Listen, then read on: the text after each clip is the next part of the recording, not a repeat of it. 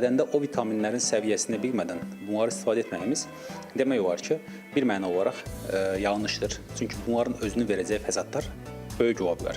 Və ki, D vitamini həddindən artıq çox varsa, bədən D vitamini intoksikasiyasını gətirib çıxarda bilər. Bu sayda insanlar yetəri qədər var D vitamini intoksikasiyasına bizə müraciət edən xəstələr. Və bu insanlarda dediyim böyrək daşı yarana bilər, mədə-bağırsaq sistemində ciddi pozuntular yarana bilər, ürəkdə ritm problemləri ortaya çıxa bilər. Ona görə də biz hər hansı mineral və ya da vitamin qəbul etdiyimizdə mütləq şəkildə həkim nəzarətindən, həkim tövsiyəsindən biz qəbul etməliyik. Həkim həmçinin bildirdi ki, sosial şəbəkələrdə satışa çıxarılan və reklam olunan vitamin və qida əlavələri almaq məsləhət deyil.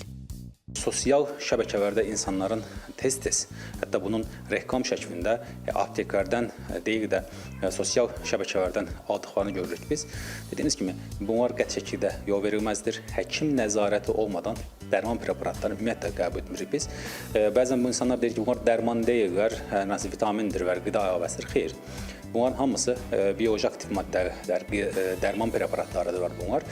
Bunların bir faydası varsa da əmin olun ki, bunun bir çox da zərəri vardır ki, ehtiyac olduğu anda bu dərmanların istifadə olması ehtiyac var, tövsiyə olunur.